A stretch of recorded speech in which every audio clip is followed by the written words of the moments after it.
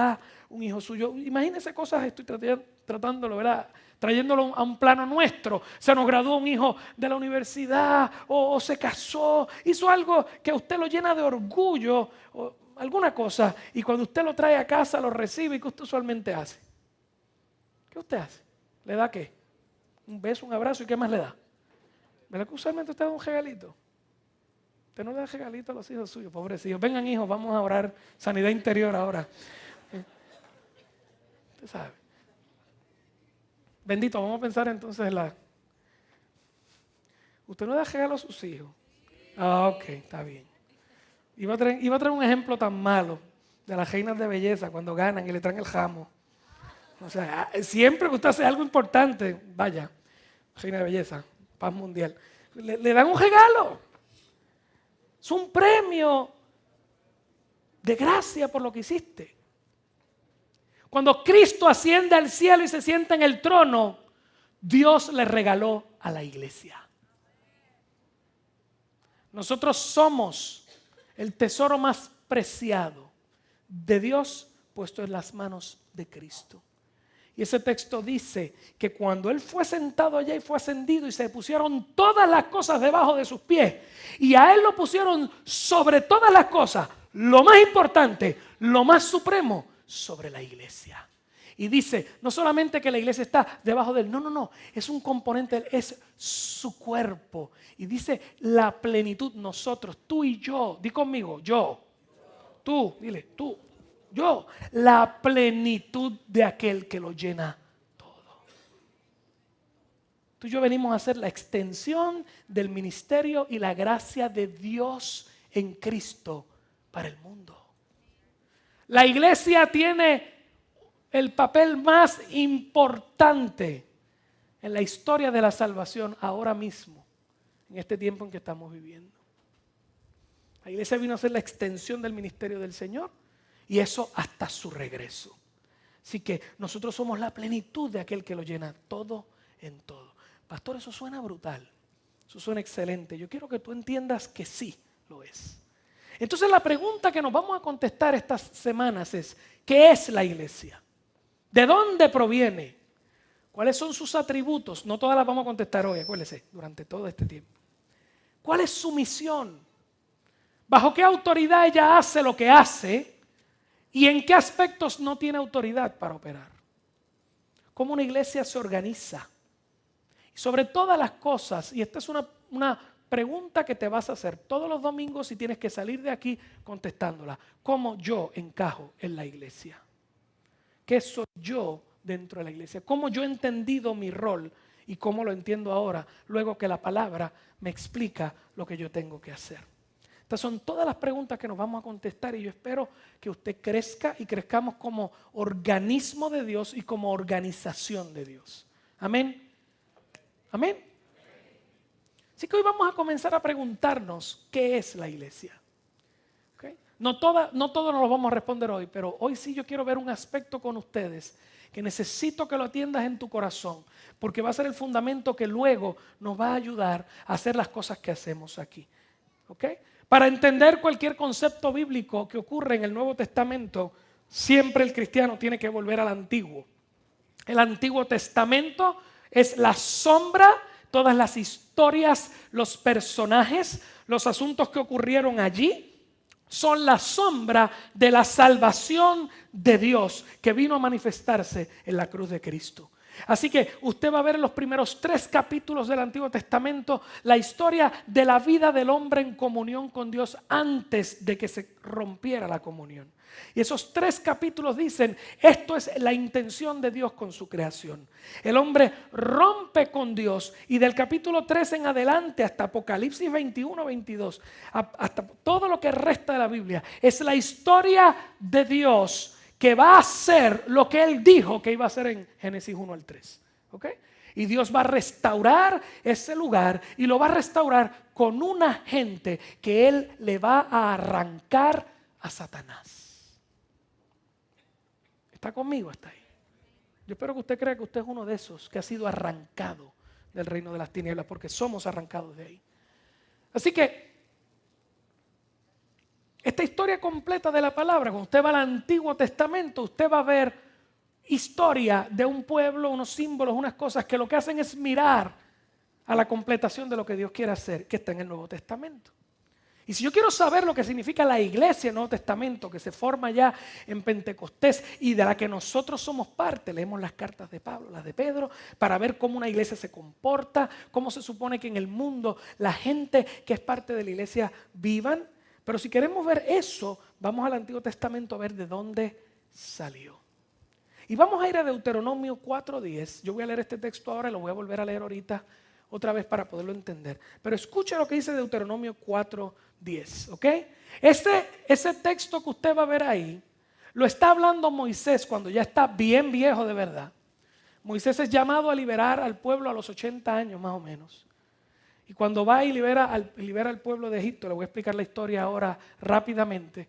Moisés los liberta, los saca de allí, el pueblo es rebelde en corazón y Dios les da un castigo, una disciplina que dura 40 años. Así que estamos hablando en este momento 40 años después de la salida del pueblo de Egipto. Moisés ya tiene 120, está a punto de morir, él lo sabe y llama a toda la reunión de la gente, los para frente a él y les vuelve a explicar la ley. La ley que fue dada para ellos, y vamos a ir a ese texto ahora. Y cuando Moisés le va a hablar, hoy él se para allí, si usted ve Deuteronomio, básicamente ese día o ese tiempo o esa época donde Moisés le repitió la ley al pueblo. Eso es Deuteronomio, 40 años después de lo que ocurre en Éxodo. Y cuando él va a comenzar estos primeros capítulos, Moisés le dice, mira, esto fue lo que ocurrió, y vamos a leerlo ahí. Dice, esto que voy a hablarte aquí adelante, comenzó aquí, y dice Moisés, léalo conmigo por favor. El día, vamos todos juntos, el día que estuviste delante de Jehová tu Dios en Horeb, cuando Jehová me dijo, déjame parar ahí, delante. La idea ahí es estoy de pie frente a alguien, ¿ok? Así que téngalo en su mente. El día que estuviste delante de Jehová tu Dios en Horeb, el monte en Sinaí, cuando Jehová me dijo, esto fue lo que Dios le dijo que él hiciera cuando llegaron a la esquina de ese monte. Léalo conmigo, por favor. Reúneme el pueblo para que yo les haga oír mis palabras, las cuales aprenderán para temerme todos los días que vivieren sobre la tierra y las enseñarán a sus hijos. De hecho, ahí está toda la teología de la iglesia. Toda está ahí. Reúneme al pueblo para que yo les haga oír mis palabras. Nos vamos a concentrar en esa pequeña expresión. Pero yo oigo las palabras para aprenderlas, para tener temor de Dios cuando salgo a la calle y para enseñársela a la próxima generación. ¿Me entendió? ¿Ok? Ahora yo quiero que usted vuelva y vea, reúneme el pueblo para que yo les haga oír mis palabras. En el tiempo de Jesús, el Antiguo Testamento, que eran las escrituras conocidas, ya habían sido traducidas al griego, que era el idioma oficial que se estaba usando en el Imperio Romano. ¿Ok? Así que la Biblia fue escrita en arameo, Jesús y sus compatriotas hablaban en arameo y se supone que todo su ministerio en Galilea fue en arameo. Pero la lectura ya había sido traducida al griego. Esa Biblia, o sea, ese Antiguo Testamento, porque era la escritura que estaba en ese momento, se le llama la versión Septuaginta. Un segundo nombre lindo para una hija suya. Mira, nena, Septua, ven acá. La Septuaginta es la traducción en griego.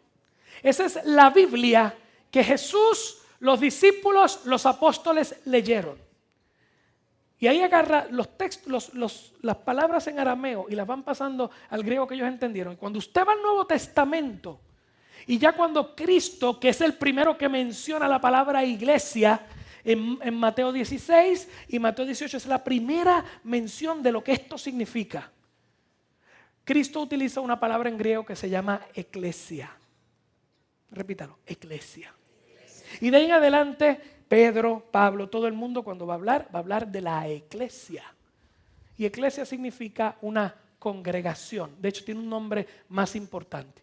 Cuando usted va a la Septuaginta y ve este texto de Moisés hablando del día en que el pueblo estaba frente a Horeb, Cuando dice reúneme al pueblo, dice, bueno, no te lo voy a leer como, yo creo que yo lo tengo aquí. Dice, eclesián, yo no hablo griego, que le quede claro. Eclesiasón pros methon laón. Reúneme a la iglesia. Porque la iglesia estaba en el corazón de Dios desde antes de la fundación del mundo. Y Dios le dice a Moisés, reúneme a la iglesia. Cuando Cristo habla de la iglesia, Él no se está inventando el término. Digo, Él sí, Él es Dios. Pero en ese momento histórico, en Mateo 16 y 18, Él no se está inventando el término. Él está trayendo un término que la gente conoce. ¿Ok? Y vamos a hablar de eso ahora. ¿Okay? Vamos a hablar de eso ahora.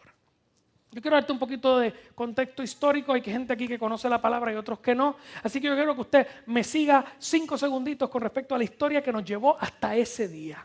¿Ok? Usted tiene un mundo, después de Génesis 3, el mundo se apartó de Dios. El hombre se fue y hubo siglos de seres humanos terribles. Por eso usted ve la historia de Noé, que el hombre se había convertido en un ser tan y tan malo que Dios tuvo que destruirlo y solamente deja una familia que la mete en el arca para que no sean ahogados, ¿ok? Y el arca, Noé, todo eso es representación de Cristo. Diga conmigo, de Cristo. Porque toda la Biblia apunta a Cristo, ¿ok? Y entonces estamos allí, Noé logra salvarse, comienzan nuevamente las generaciones, pero la raíz del pecado seguía en el hombre. Así que usted tiene naciones paganas viviendo de paganismo. Y paganismo es que creían en dioses extraños, usualmente la naturaleza, endiosaban a la naturaleza. Por eso Pablo en Romanos 1 dice que el hombre cambió su adoración del creador a la criatura. Y el paganismo es básicamente eso. Así que usted tiene todos estos cultos que adoraban al sol, a la luna, las cuestiones. No había gente que adorara a Dios. El hombre no conocía que había un Dios sobre la naturaleza que había hecho todas las cosas. Así que el hombre adoraba lo que veía. El sol, la luna, las estrellas, los árboles, el mar, el viento. Se inventaban espíritus extraños para pensar en eso. Y en una familia pagana, que tenían sus ídolos paganos en su casa, Dios llega. Yo quiero que usted me entienda, no hubo hombre que buscara a Dios. No hubo hombre que buscara a Dios. Dios llega y llama a un hombre que se llama Abraham. Y le dice, te sales de tu casa, que yo te voy a mostrar quién yo soy. Y yo voy a hacer de ti una nación que vas a ver en este mundo que no me conoce quién soy yo. Porque a través de esa nación yo me voy a hacer ver a toda la tierra. ¿Está viendo la historia de la salvación ahí o no? ¿La está viendo? ¿Están conmigo? Ok, ¿cuántos están en ayuno hoy? Gloria a Dios, somos 3. Pero los demás no pueden estar tan flojos. Así que, miren, yo te saco de una familia pagana. Yo te voy a sacar porque yo me voy a mostrar ahí. Y cuando usted ve la historia de Abraham en Génesis es preciosa. Dios le dice, yo soy Dios. Yo soy el que cree todas las cosas. Y yo te voy a hacer esto. No porque Abraham haya hecho algo bueno. Abraham no tiene nada que darle a Dios. Es que Dios decidió en su soberanía agarrar un hombre, hacer de él una familia, mostrarse a esa familia, a esa gente, para que esa gente, escuche, le fueran testigos en el mundo.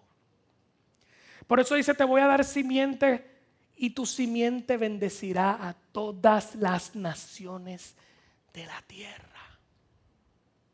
¿Okay? Y usted sabe la historia, el que no la sabe se la estoy diciendo para que aprenda. Abraham tuvo un hijo que se llamó Isaac, Isaac tuvo 2 hijos, de ellos 2 tuvo uno que era un sinvergüenza, y como Dios es hermoso y de lo vil y menospreciado es que nos saca a nosotros, pues entonces escogió al sinvergüenza para que fuera el padre de la nación. Así que tiene un Jacob que se convierte después en Israel, ese tiene 12 hijos que eran 12 sinvergüenzas también. Porque si usted quiere una novela, no vea Telemundo, lea Génesis. Todo lo que usted se puede imaginar está allí. Porque Dios muestra de dónde nos saca y a dónde nos lleva. Y esa es la historia tuya y es la historia mía. Y esa familia se convierte en una familia nómada que vivía en la tierra prometida. Ellos estaban allí, en el área de Canaán. Y es ahí donde viene la famosa historia del niño menor que se llamaba José y después el otro Benjamín. Y José era el nene consentido de Jacob y los hermanos le cogieron envidia porque eran terribles y lo vendieron y el muchacho terminó en Egipto, que era la ciudad gigantesca pagana. Era el imperio de ese tiempo. Y si usted va a la Biblia, usted siempre va a ver la tensión entre el pueblo de Dios y el mundo pagano. Egipto, Asiria, Babilonia, Grecia, Roma. Y el tiempo del anticristo, que es el tiempo que estamos viviendo, donde todo el mundo está en contra de Dios. Siempre la tensión va a existir. Y entonces tienes ahí a esta gente. José va a esa tierra pagana y allí usted sabe la historia y viene una revelación de Dios porque Dios cuida a su pueblo, de que vienen 7 años de una hambruna terrible. José se convierte en gobernante debajo de Faraón y crea unos graneros y hay comida y manda llamar a su familia. ¿Cuántos eran? 70, 100, 200, no sé, porque eran 12 hijos, unas cuantas hijas, toda su familia, sus hijos, sus sirvientes. Así que llegan a Egipto, se meten allí, son bienvenidos e invitados de la realeza. Así que fueron y los pusieron en un área bien hermosa, se llamaba Gosén. Y ellos están allí y se quedan allí. 4 siglos, 400 años. Y los israelitas eran como los puertojos que se reproducían.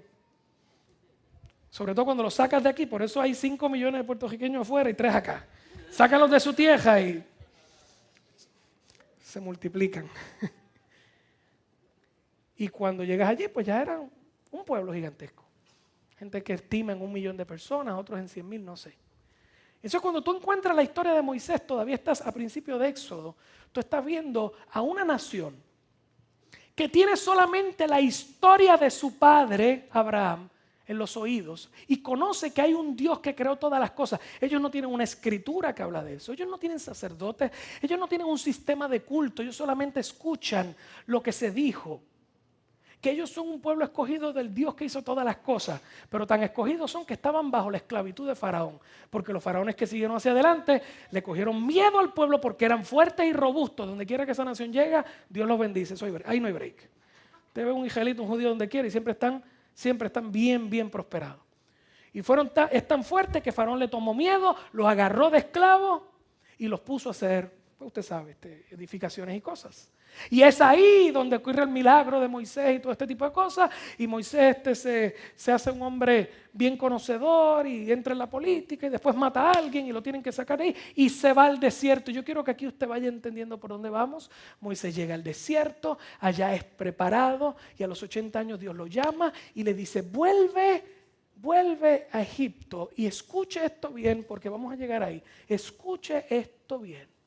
Vas a ir al faraón y vas a hablar con él. Y le vas a decir lo siguiente. Eso está en Éxodo 5:1.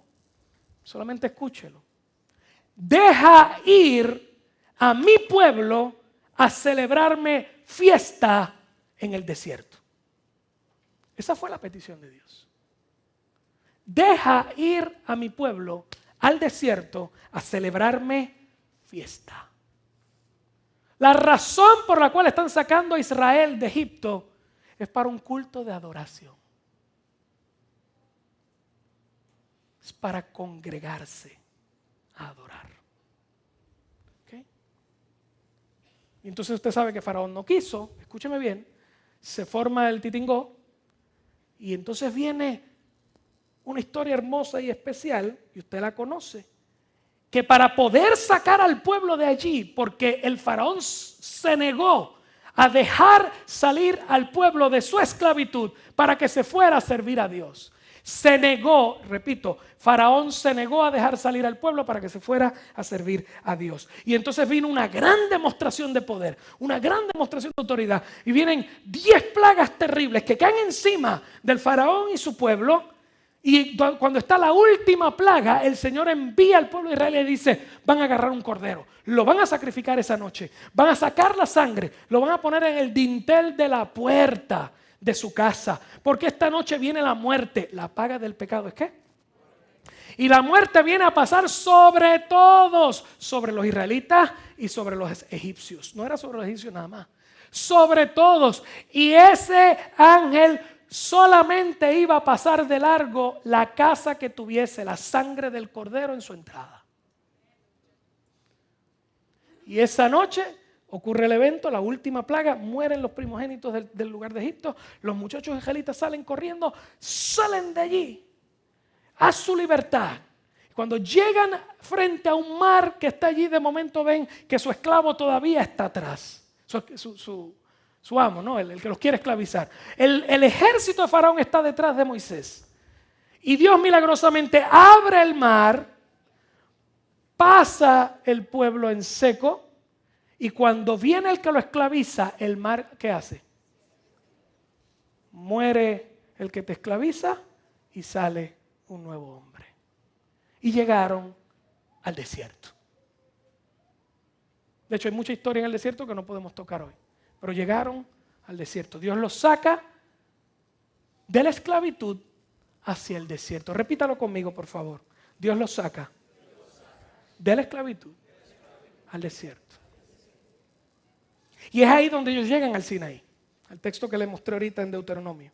Es ahí donde ellos llegan allí al Sinaí. Y son llamados por Dios. Usted vio el texto ahorita.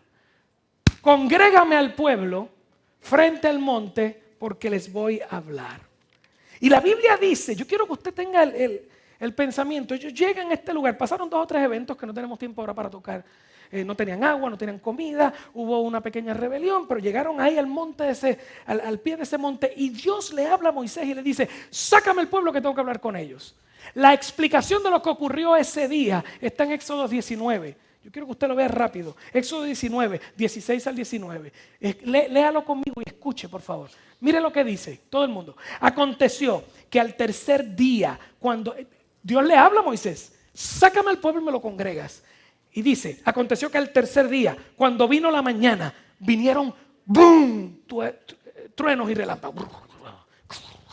Está el monte allí, empiezan los truenos, los relámpagos. Dice, una espesa nube se puso sobre el monte. Como cuando usted ve estas nubes bien oscuras, usted dice, viene tormenta.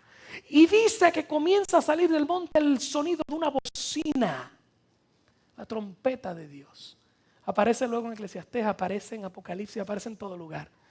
¡Pah! El sonido y dice, muy, muy fuerte.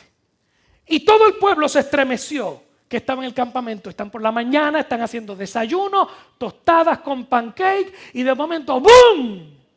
¡Babá! Como si hubieran prendido unos altavoces bien fuertes. Y todo el mundo sale a la puerta de las tiendas. ¿Qué es esto? ¿Qué revolú? ¿Qué está pasando allá arriba? Y el versículo 17 dice, y Moisés, que sabía lo que venía, porque ya Dios le había hablado, Dios le dijo, me reúnes al pueblo. Y cuando Moisés vio aquello, dijo, ahora es. Y sacó del campamento, sacó a todo el mundo, vamos, pónganse chancletas, todo el mundo, un poquito de Listerine en la boca y para afuera, para afuera, para afuera. Y caminaron hasta el frente del monte, a distancia razonable. Y Moisés sacó del campamento al pueblo ¿para qué? ¿Para qué? ¿Para qué? Para recibir a Dios. Y dice que se detuvieron al pie del monte. Yo le aseguro que aquel monte botando humo, de hecho lo dice en la próxima, míralo. El sonido, vamos al 18. Todo el monte Sinaí humeaba, porque Jehová había descendido sobre él en fuego.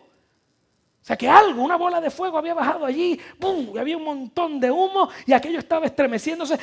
Y el humo subía como el humo de un horno. ¿Usted ha visto un horno que sigue botando humo para afuera? Humo para afuera. Y todo el monte se estremecía en gran manera. Y esa gente estaba allí cerca del monte viendo aquello.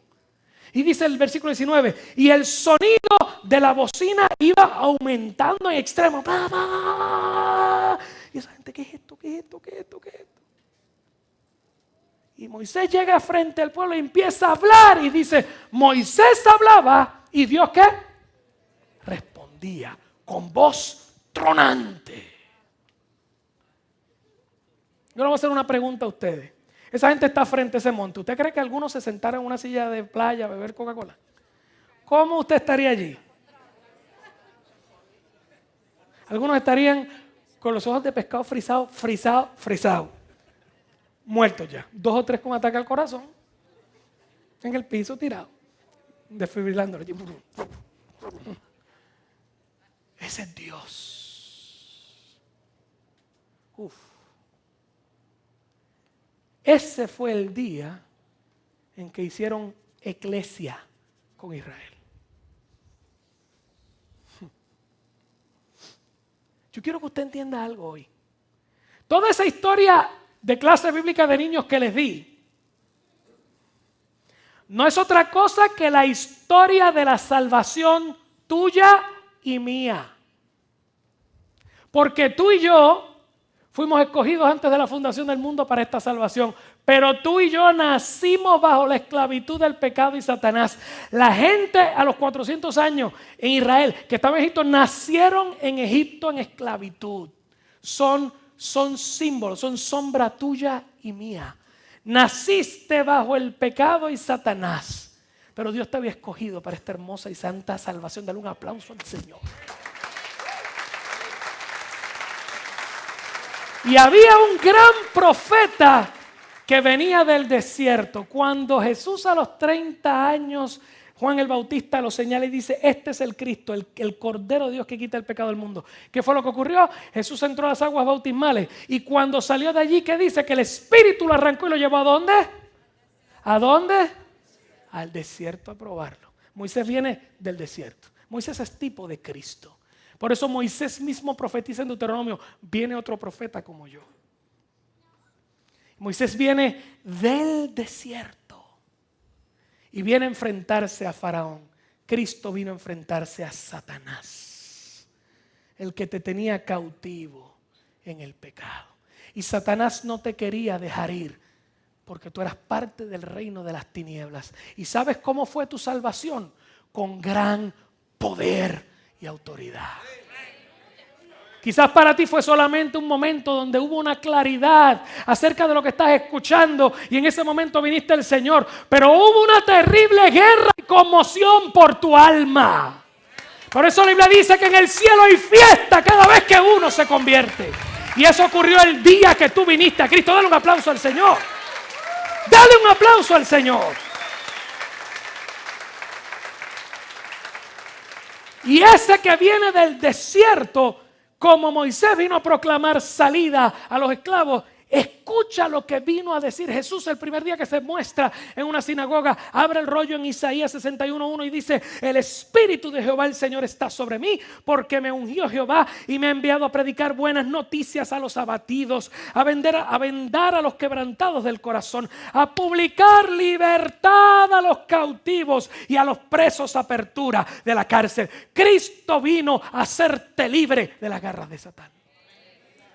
Como Moisés fue a libertar con poder al pueblo de un faraón que no lo quería dejar ir, Cristo vino a hacerte libre de un diablo que no te quería dejar ir.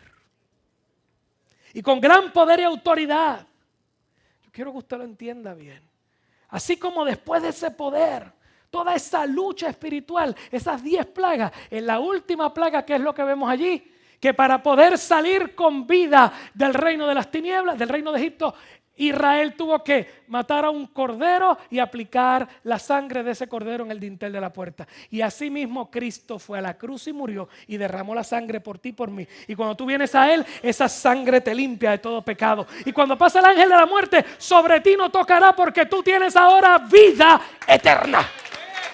Vida eterna para ti.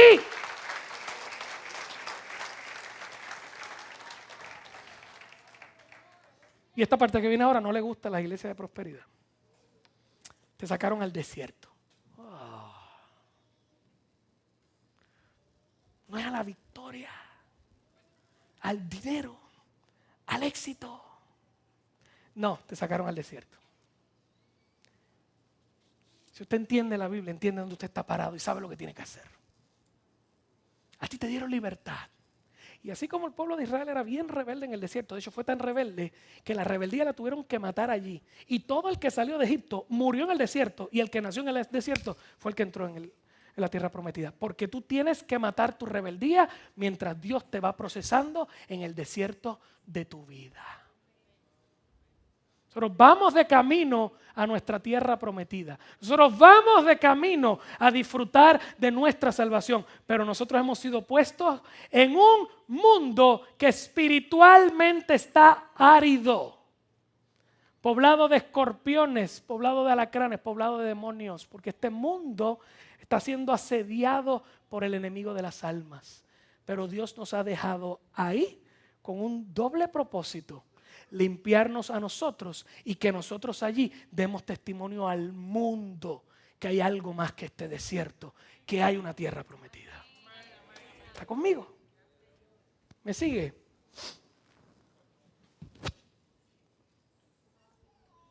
Así que como Israel salió a través de la sangre del Cordero y entró al desierto, tú y yo salimos a través de la sangre de Cristo de la esclavitud del pecado. Y antes no sabíamos a dónde íbamos y nuestra sentencia de muerte y nuestra sentencia final era muerte. Pero ahora hemos sido hechos libres para utilizar el poder del Espíritu Santo que es puesto en nosotros para dejar de pecar. Y si por alguna razón nuestra rebeldía sigue por ahí dando vueltas, no te preocupes, que Dios va a bregar desiertos contigo hasta que te limpie.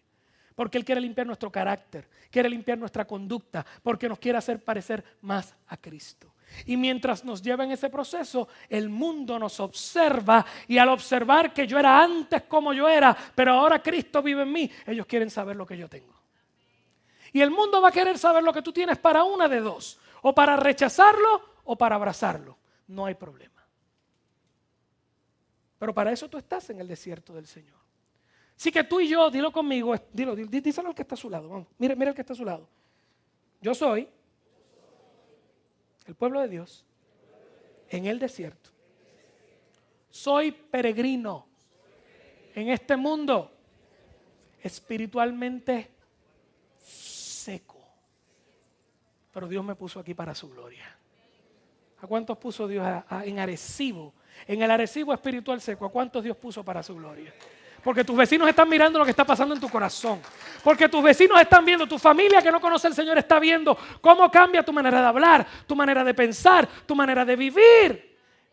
Y ellos están secos y lo que buscan es lo que tiene este mundo material para llenar un hueco en el corazón que nada lo va a llenar. Y te va a preguntar: ¿y qué tienes tú que no tengo yo? Y le vas a decir: porque yo soy peregrino. Aquí yo no necesito nada de esta tierra. ¿Se acuerdan la predicación de la semana pasada? Porque mi reino no es de este mundo. Soy peregrino aquí. Soy peregrino. ¿Cómo hemos de vivir en nuestro peregrinar en esta tierra? Hasta que lleguemos a la tierra prometida. El texto que leímos al principio, Pedro, por favor, llévame al primero, al Deuteronomio otra vez. Pedro, lléveme a Deuteronomio. Vamos a Deuteronomio otra vez. Deuteronomio, el primero. El que era el 4:10, por favor. Llévame ahí. ¿Cómo yo voy a vivir? Hay muchas cosas que vamos a hablar este mes acerca de cómo vamos a vivir. Pero yo te voy a dar una hoy, que es esencial. Es esencial. Porque si sabes para qué te llamaron, de ahí en adelante todo va a caer en orden. Nuestra conducta va a caer en orden, nuestra ética va a caer en orden, nuestra búsqueda de Dios va a caer en orden. Pero la primera es esencial. La respuesta de cómo vamos a vivir en el desierto está ahí. El día que estuviste delante de Dios, parado en Horeb, cuando Jehová me dijo: eclésiame, congrégame al pueblo para que yo les haga oír mis palabras. Eclesia significa los llamados a salir para congregarse. Los llamados a salir para congregarse. Todo el asunto, la interacción de Dios con el pueblo de Israel siempre fue congregacional. Usted vaya por todo el Antiguo Testamento y va a ver que cuando Dios quería bregar con el pueblo, renovando pacto espiritual, los llamaba a todos a un solo lugar. Y se ponía de pie, hombre, mujer, anciano, joven, padre y hasta los niños. todo frente a él. Y usted va a verlo en muchas ocasiones, lo va a ver con Moisés, lo va a ver con Salomón cuando comienza el templo nuevo y tiene toda la congregación al frente y la chequina del Señor cae sobre la congregación. Usted va a ver a Moisés cuando llama a toda la congregación para poner jueces sobre ellos y había dos que habían faltado a pasar al frente y el Espíritu Santo cayó sobre ellos en la parte de atrás. Y se comenzaron a profetizar porque Dios se muestra en la congregación. Hay cosas que no ocurren si no es en la congregación. La chequina de Dios bajó cuando Salomón está presentando. Cuando el pueblo es llevado cautivo y regresa. Y viene Esdras y Nehemías a trabajar con la restauración del pueblo. Lo hacen congregando a todo el mundo y leyéndole la palabra. Antes de ese cautiverio hubo al menos 2 reyes que lograron tener cortos avivamientos en su periodo antes de que Dios se cansara de Israel y los llevara cautivo. Uno fue Ezequías y otro fue Josías. Ambos, cuando ellos tenían un avivamiento personal, lo próximo que hicieron fue llamar a todo el pueblo, congregar, eclesiar al pueblo y leerle la palabra. Eso es un patrón establecido por Dios para aquellos que Él ha salvado y los ha sacado del mundo. La iglesia son, dígalo conmigo por favor, la iglesia son los llamados a salir para reunirse. Y nos reunimos en pie frente a un Dios. Vuelva a recordar el monte Horeb en Sinaí. Vuelva a recordar el monte temblando, el fuego, el humo y la gente asustada. Como le dije el viernes, asombro. En inglés, A-W-E. En asombro frente a Dios. La iglesia es aquella que ha sido llamada a ponerse en pie, a asombrarse ante Dios, para escuchar su voz. Ay, pastor, ¿usted quiere venir los domingos aquí y abramos los ojos así?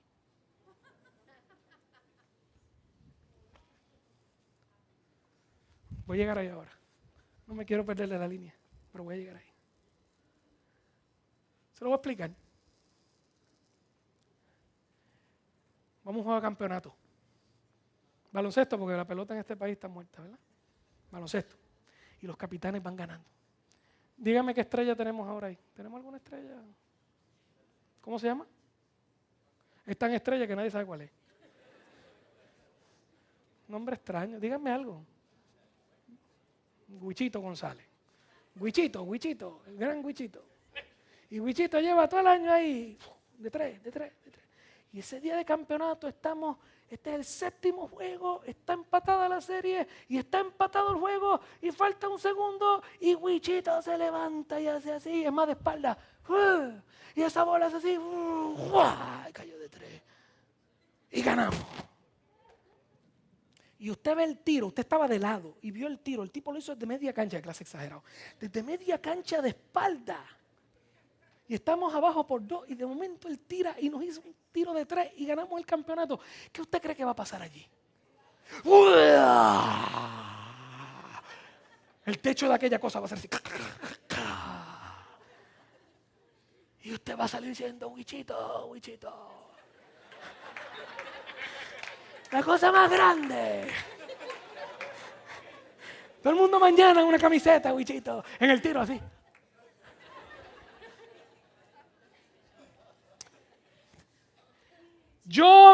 Huichito, para gobernador. Rápido lo ponen para gobernador. El tipo no sabe ni sumar, pero para gobernador. Asombro. Uno se asombra cuando alguien hace una hazaña brutal. Uno se asombra cuando alguien parece más grande que la vida. El americano dice larger than life, más grande que la vida. Algunos de ellos son más grandes que la vida, porque yo mido 5'3" y miden 7, y yo los miro y yo, gloria a Dios. No voy a hacer que estos tipos se molesten porque un zapotazo de ellos me mata. Son como fuera de este mundo. Y las cosas que hacen, los eventos, lo que logran es tan brutal que tú dices, ¿de dónde? Eso no es humano, es otra cosa. Y cuando ocurre el evento, tú, ¡wow! Asombro. Dios te sacó del reino de las tinieblas para que vengas a conocerlo Y si tú realmente te metes a conocer a Dios, no vas a salir de tu asombro. Y cada vez que te llamen a venir frente a su presencia de pie, antes de que Él hable, vas a tener que adorar. Eso fue lo que tú viniste a hacer esta mañana. Dale un aplauso al Señor. Eso fue lo que tú viniste a hacer esta mañana. Y de todas las cosas que la iglesia es, que vamos a ir explicando durante este mes, yo quiero que sepas la primera. Dios nos mandó a congregarnos públicamente para estar de pie frente a Él, para adorarlo por lo que Él hace y para escuchar su voz. Eso se llama culto congregacional. Y eso hace que nosotros que estamos esparcidos en el desierto, vengamos en el día del Señor para que el mundo vea que hay gente que ha sido salva del infierno. Dale un aplauso al Señor. Él se lo merece.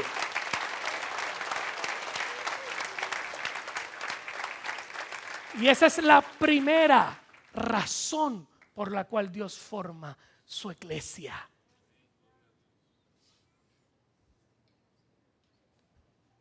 Por eso llegar aquí temprano es importante. Me voy a saltar a la conclusión ya. Ay, ahora es que viene la parte buena.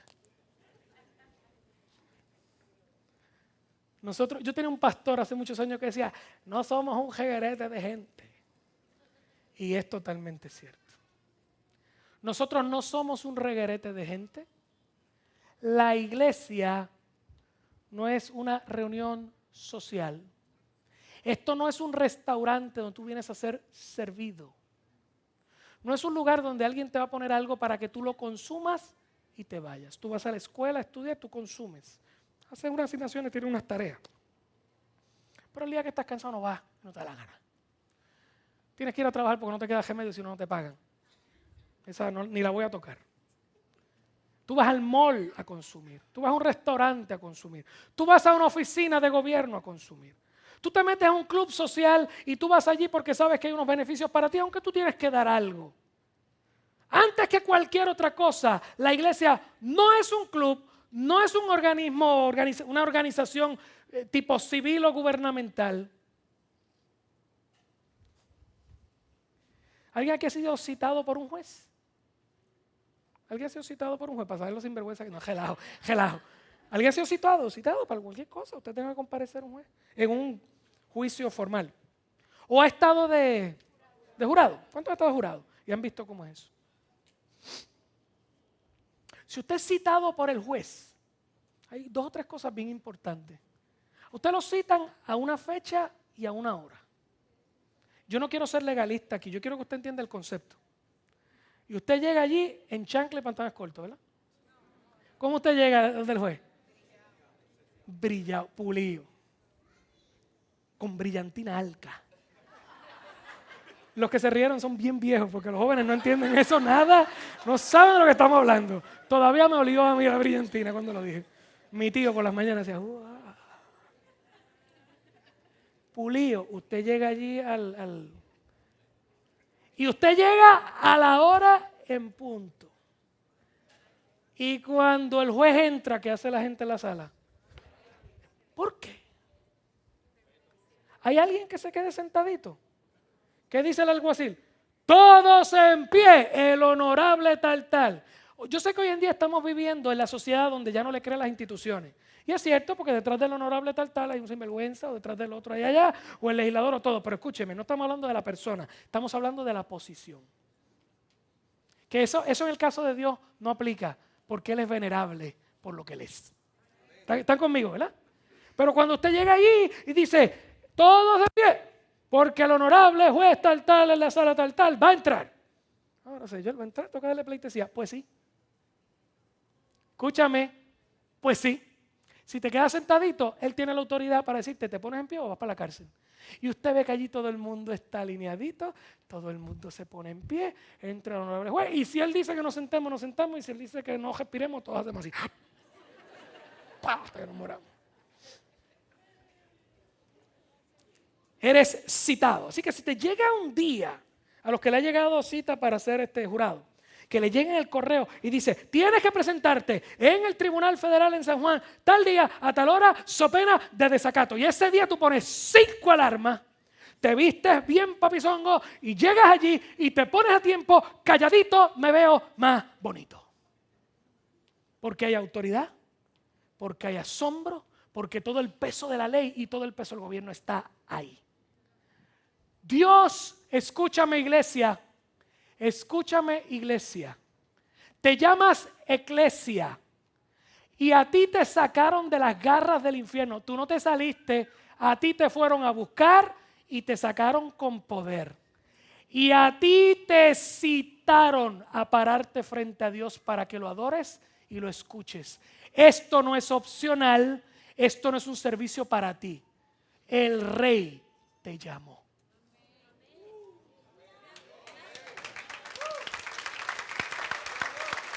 ¿Está claro conmigo? Eclesia es el llamado a pararte frente al Rey del universo. Y yo lo digo y me da temblor. Yo no vengo aquí cuando me da la gana. No es en la época en que me siento bien y me siento mal. Si fuera así, con los jueces de este país, tú estarías en la cárcel. Tú no vas cuando te da la gana. Y yo creo que nosotros tenemos que volver a agarrar el sentido real de quién es Dios y quiénes somos nosotros. No sé si fue Job el que dijo que no importando lo que Dios hiciese con él, seguía siendo Dios. Yo no vengo aquí cuando estoy enfermo para que Dios me sane y después que me sana se me olvida venir. Yo no me quedo en casa porque yo puedo hacer iglesia en casa. No. Por definición, tú no haces iglesia en casa. Y tú no vienes cuando te conviene. Si tú te llamas cristiano lavado con la sangre de Cristo, tú tienes una citación del cielo a reunirte regularmente con tus hermanos en la fe, porque este es el testimonio de Dios en la tierra. Y aquí tú vienes a escuchar la voz de Dios. Tengo el Deuteronomio otra vez, pónmelo ahí. El mismo Deuteronomio. Ahora le va a hacer mucho sentido. El primero del día. 4:10. Sí, lo tienes ahí. Y ahora usted lo va a leer conmigo. ¿Dónde dice reúneme? Vamos. Vamos, dígalo conmigo. Eclésiame. Vamos. Eclésiame al pueblo para que yo les haga oír mis palabras. Quietos. Eso es lo que yo estoy haciendo ahora aquí. Porque mi don y mi función en la iglesia es hacerte escuchar las palabras de Dios. Y esta idea de que vengo, canto y me siento a escuchar, yo a veces la miro y digo, ¿qué funny es esto? Nosotros todos los domingos venimos para sentarnos. Y yo paso a veces por las iglesias y las veo desde afuera y todo el mundo sentado. Digo, ¿qué dirá el mundo de nosotros? Ahí están esos que le están lavando el cerebro. Ahí está el brainwashing. No, Dios dijo que tú vienes citado porque te van a hacer ¿qué? Para que yo, dígalo conmigo, para que yo les haga oír mis palabras, las cuales van a aprender para temerme todos los días que vivieren sobre la tierra. Yo te hablo la palabra, en esta interacción tú estás aprendiendo y ahorita vamos a concluir el servicio y tú te vas por aquella puerta y lo que yo te dije hoy tiene que gobernar tu semana. Para que aprendas a temer a Dios todos los días que vivas sobre la tierra. Y después que Dios está trabajando contigo, dice, léalo conmigo, y las enseñarán a sus hijos. Porque somos los llamados a salir, somos la gente del pacto y nuestros hijos están incluidos.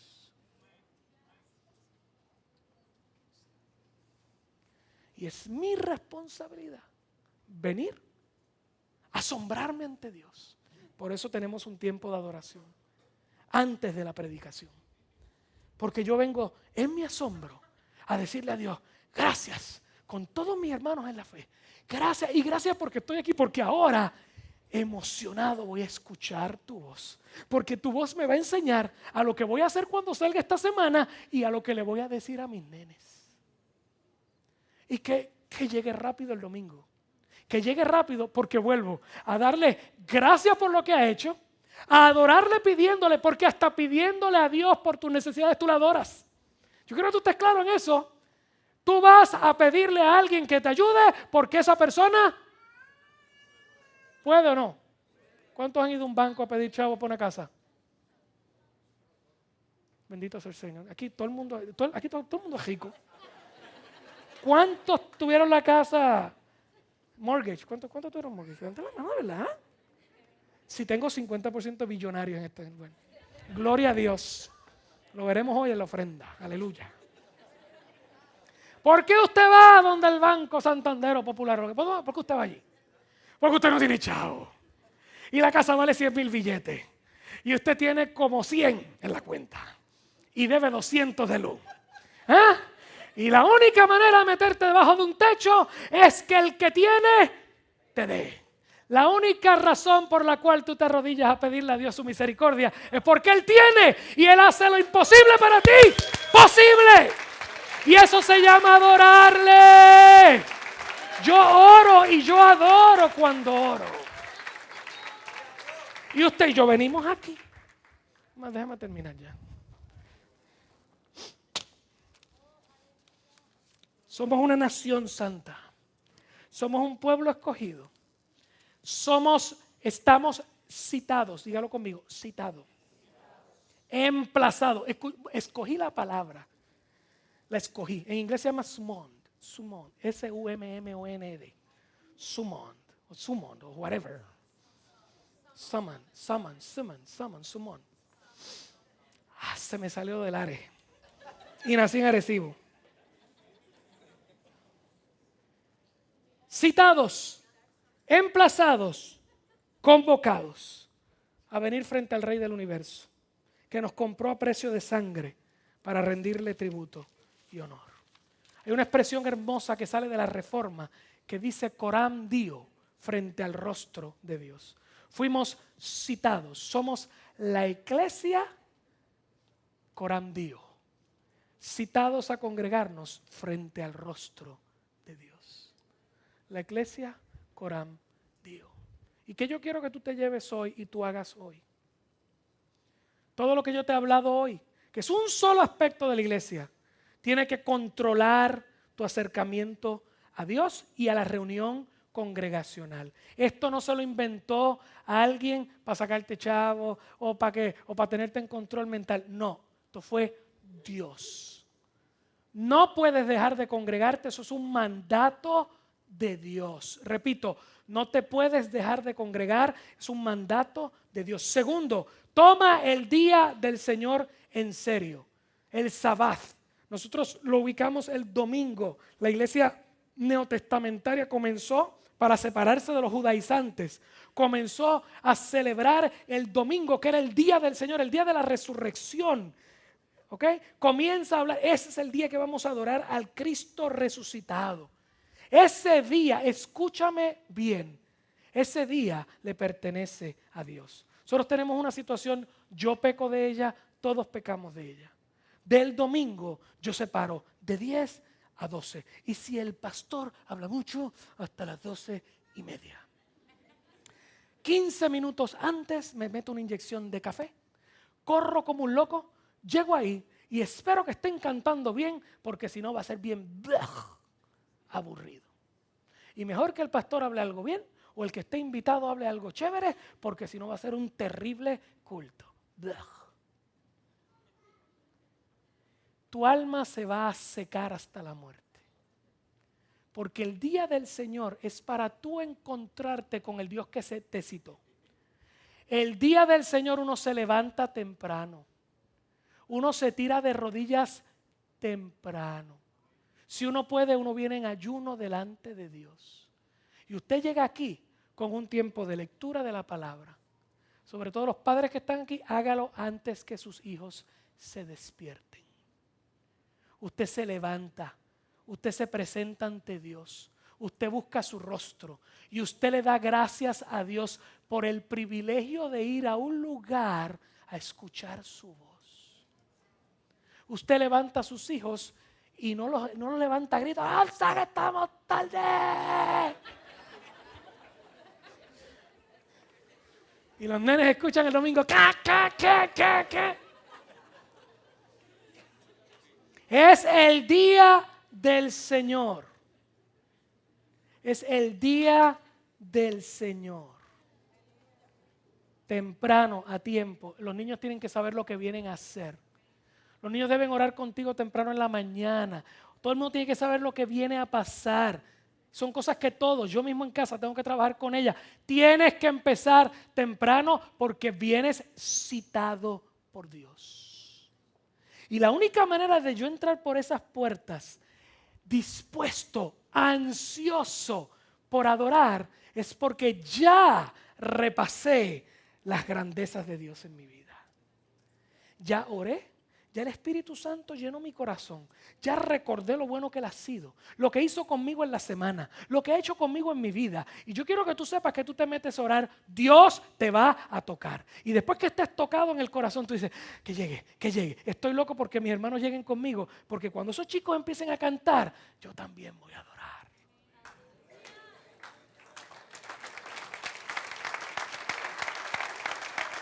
Por eso, esa es la historia de David. Por eso los salmos. Yo me alegré con los que decían, a la casa del Señor iremos. Yo imagino a David en la mañana texteándole a la gente, vamos al templo, te espero allí. Y una carita feliz. Símbolos de música y todo el mundo recibiendo textos. ¿Estás llegando? No llegues tarde, es el día del Señor. ¿Suena ridículo? Debería ser lo que nos pase. Que cuando usted entre por esas puertas, ya el culto está hecho. Porque usted no viene aquí a un restaurante a recibir comida para que te den fuerza en el día. No. Tú viniste aquí a presentarte frente a él. Tú viniste comidito y vestidito. ¿Me están entendiendo ahora? Y yo hice mis arreglos el sábado por la noche para estar a tiempo. Y yo el domingo pongo mis relojes a tiempo. Y yo salgo de aquí. Y si fuésemos a hacer las cosas bien, el día entero es del Señor. No significa que tienes que estar todo el día metido en una iglesia, pero es un día para recoger mi corazón, para meditar en las cosas de Dios. Dios los separó para que tú te encuentres con Él, porque de ahí sales a evangelizar al mundo. Pero este es el día de limpiar tu corazón. Es el día de encontrarte con Él. Es el día de venir a sus pies. La pregunta es cómo la iglesia del centro en Arecibo va a tomar lo que yo he hablado hoy. ¿Qué va a pasar el domingo que viene a las 9:40, 9:45, no más tarde, que la gente esté entrando por esas puertas? ¿Cómo van a entrar? Si entras como yo creo, vas a querer llegar directo aquí a tirarte de rodillas. Vas a querer abrazar a la gente y decirle, hablamos ahorita que ahora voy a hablar con mi Señor. Porque en un momento nos vamos a poner en pie, los congregados, la Eclesia Coram Deo, delante del rostro de Dios, a adorar. Y le voy a dar gracias por lo que Él hace. Y voy a darle gracias por lo que Él es. Y lo voy a adorar con mi boca, con mi cántico, con mi ofrenda, con mis oraciones. Y Dios es tan bueno, y yo no me lo merezco, pero es tan bueno que me va a hablar. Y cuando me hable, va a regocijar mi alma. Y me va a enseñar algo que yo no sabía. Me va a recordar algo que se me olvidó. Y cuando salga, mi vida va a ser diferente. Por lo que Él me dijo, lo voy a usar para su gloria. Y la gente me va a ver y me va a preguntar, ¿qué tú tienes que yo no tengo? Porque somos el pueblo de Dios, la iglesia, para bendecir todas las naciones de la tierra. Dale un aplauso al Señor. Dale un aplauso al Señor. Un aplauso al Señor, Él se lo merece.